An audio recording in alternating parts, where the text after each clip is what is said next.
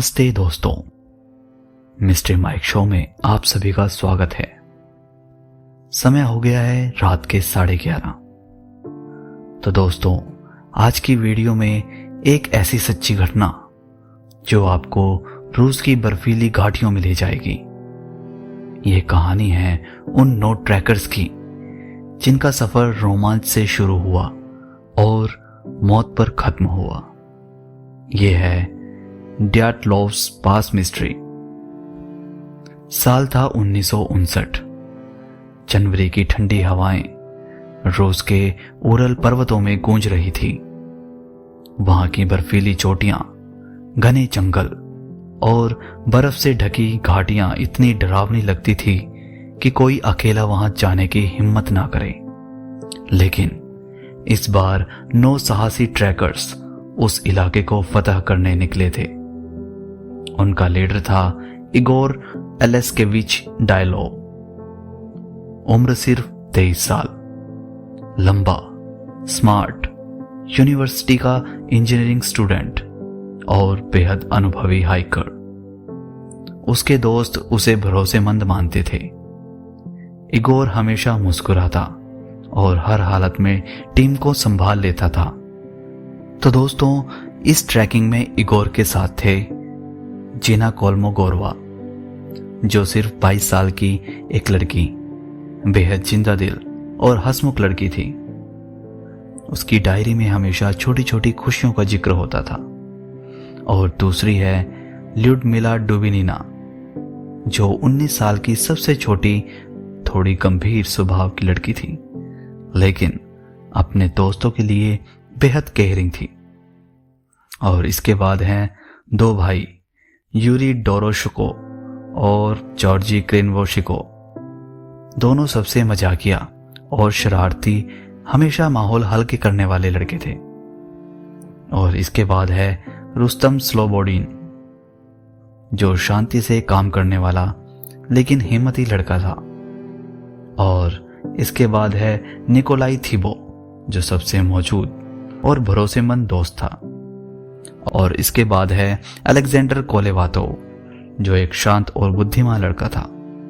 और आखिर में सेमियोन जोलोटायोव, जो 30 साल का सबसे बड़ा सदस्य था।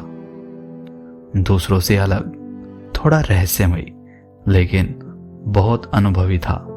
कुल मिलाकर ये 9 लोग ऐसे थे जैसे एक परिवार। सबकी आदतें अलग अलग थीं, लेकिन सफर ने उन्हें जोड़ दिया था। 23 जनवरी 1959 को ट्रेन में उन्होंने सफर शुरू किया। रास्ते भर हंसी, गाने और फोटो क्लिक की। डायरियों में लिखा गया कि वो कैसे मस्ती कर रहे थे और कैसे हर नया दिन उन्हें चुनौती देता था। 27 जनवरी को एक सदस्य बीमार पड़ गया। उसका नाम था यूरी यूडिन। उसकी तबीयत बिगड़ गई और डॉक्टर ने कहा कि वो आगे नहीं जा सकता।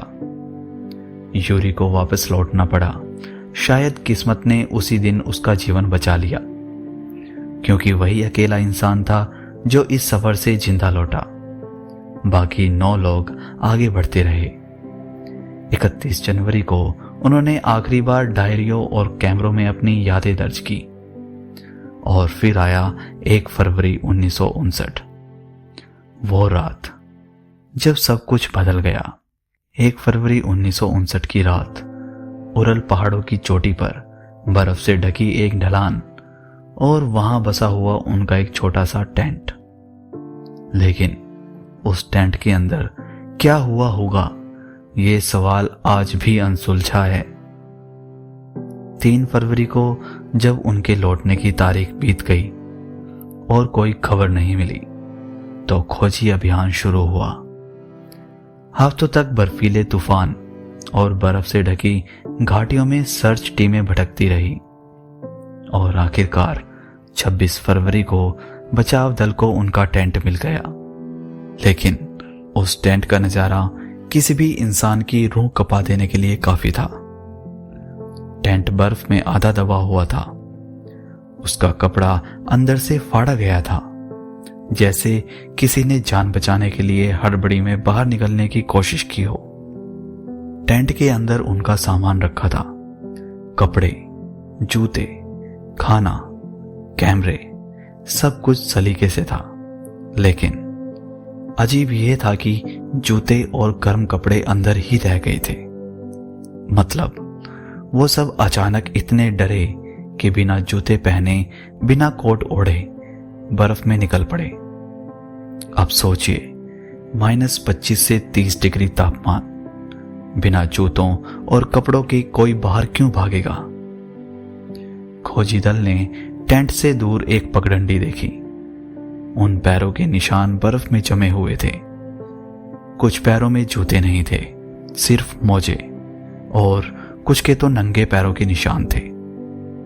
ये निशान लगभग 1.5 किलोमीटर तक नीचे जंगल की ओर जाते थे और वहां जाकर गायब हो जाते हैं। खोजी दल जब उस रास्ते पर आगे बढ़ा तो उन्हें पहला डरावना नजारा दिखा। जंगल की सीमा पर एक बड़े देवदार के पेड़ के नीचे आग जलाने की कोशिश के निशान थे, और वहीं पड़ी थी 2 लाशें, जॉर्जी क्रिनवोनिशेको और यूरी डोरोशेको। दोनों लगभग आधे नंगे थे। उनके शरीर पर सिर्फ अंडरवियर और शर्ट जैसी हल्की चीजें थी। उनके हाथों की खाल जल चुकी थी, जैसे उन्होंने आग जलाने की कोशिश की हो, और उनके नाखूनों और उंगलियों पर कटने के निशान थे। शायद वो पेड़ पर चढ़ने की कोशिश कर रहे थे। उस देवदार पेड़ की शाखाएं टूटी हुई थी, मानो किसी ने जल्दी जल्दी ऊपर चढ़ने की कोशिश की हो। लेकिन सवाल वही था, इतने ठंडे मौसम में आग जलाने की कोशिश के बावजूद वो क्यों आधे नंगे थे?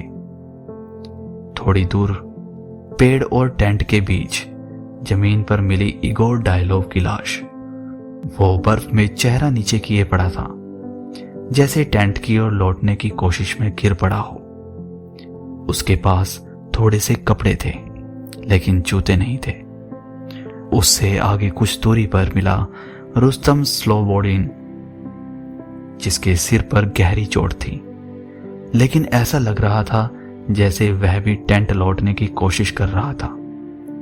और फिर मिला जिना कोल्मोगोर्वा का शरीर, बर्फ में जमे हुए, जिनका चेहरा उसी दिशा में जैसे वो भी भागकर टेंट लौटना चाहती हो। अब 5 लाशें मिल चुकी थी और सबकी हालत बेहद डरावनी थी। लेकिन सबसे रहस्यमय हिस्सा अभी बाकी था। बाकी 4 ट्रैकर्स, ल्यूडमिला, सेम्योन, थीबो और अलेक्जेंडर, काफी हफ्ते बाद मिले। उनकी लाशें बर्फ में गहरी दरारों में छिपी थी और उनकी हालत इंसान को अंदर तक हिला देने वाली थी। ल्यूडमिला की जीभ गायब थी, सेम्योन की पसलियां टूटी हुई थी, थीबो की खोपड़ी में गहरी चोट थी, जैसे किसी तेज धमाके से लगी हो, और सबसे अजीब, उनके शरीर पर इतने गंभीर जख्म थे कि डॉक्टर ने कहा ये चोटें वैसी थी जैसी कार दुर्घटना या विस्फोट में लगती है। लेकिन उनके शरीर पर कोई बाहरी घाव नहीं था, कोई कट या खून नहीं, मतलब किसी ने उन्हें अंदर से तोड़ डाला हो। अब सवाल उठने लगे, आखिर ये हुआ कैसे?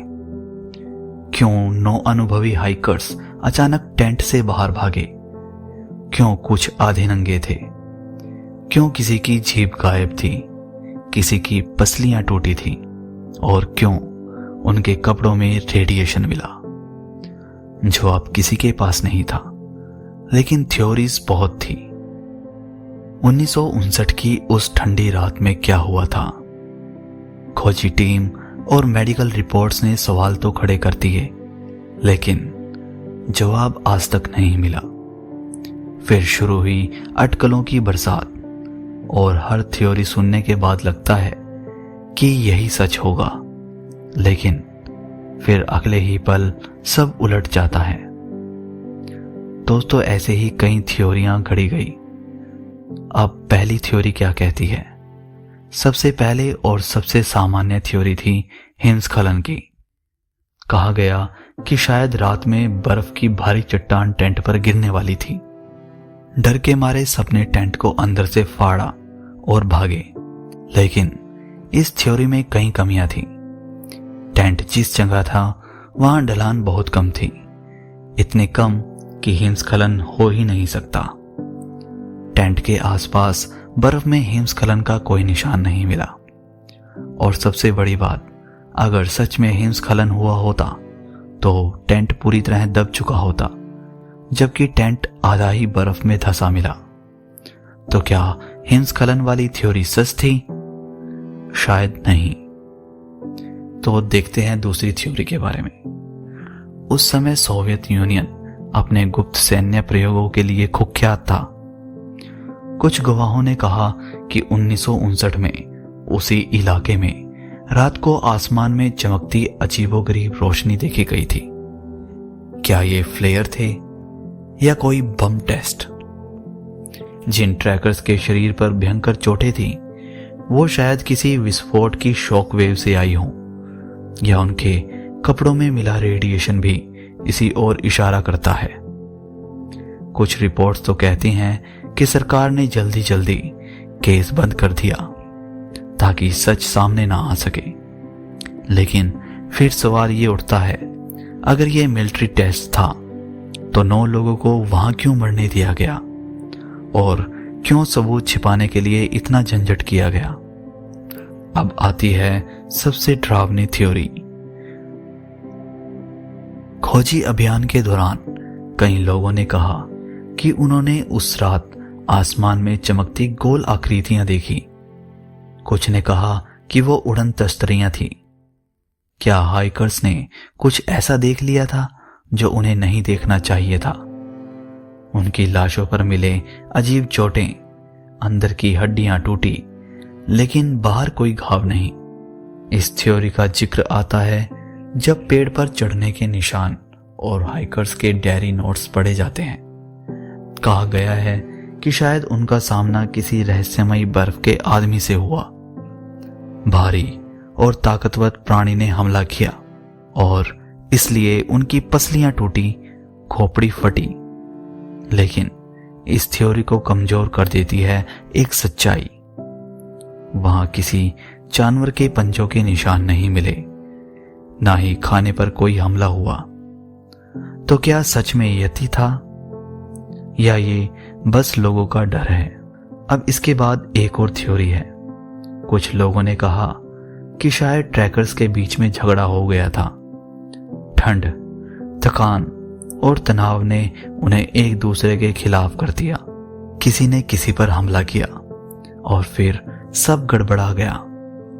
लेकिन 9 लोगों की टीम में सिर्फ 4 की हालत इतनी खराब क्यों थी?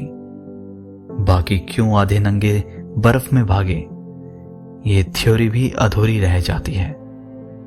इतनी सारी थ्योरीज हैं, लेकिन किसी के पास पक्का जवाब नहीं। हर थ्योरी में कुछ सच लगता है, लेकिन हर थ्योरी अधूरी है।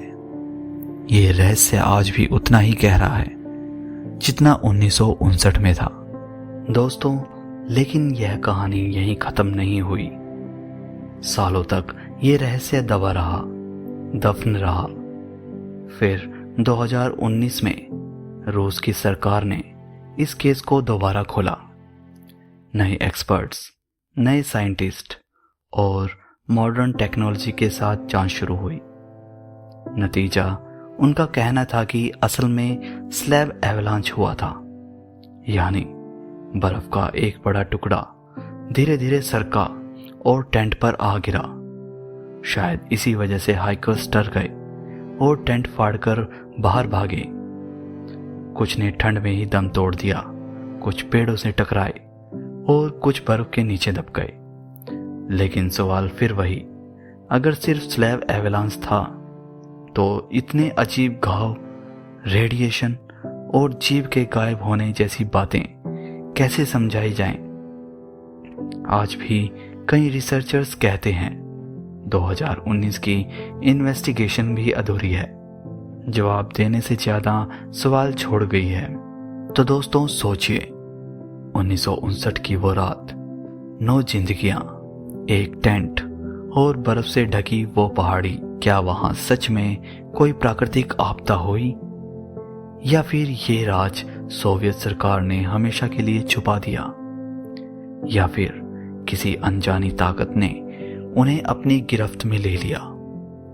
ये सवाल आज भी बर्फ की गहराई में दबे पड़े हैं। और यही है ड्याटलोव पास मिस्ट्री, एक ऐसा रहस्य जो जितना समझने की कोशिश करो उतना ही उलझ जाता है। शायद यही वजह है कि लोग कहते हैं उस जगह की हवा में आज भी कुछ अनकहा है, कुछ ऐसा जिसे इंसान कभी पूरी तरह नहीं जान पाएगा। दोस्तों, अगर ये रहस्य आपको सोचने पर मजबूर कर गया तो मिस्ट्री माइक को सब्सक्राइब जरूर करिए, क्योंकि अगली बार हम आपको ले चलेंगे एक और ऐसे ही गहरे रहस्यमय सफर पर। तब तक सोचते रहिए और सुनते रहिए मिस्ट्री माइक।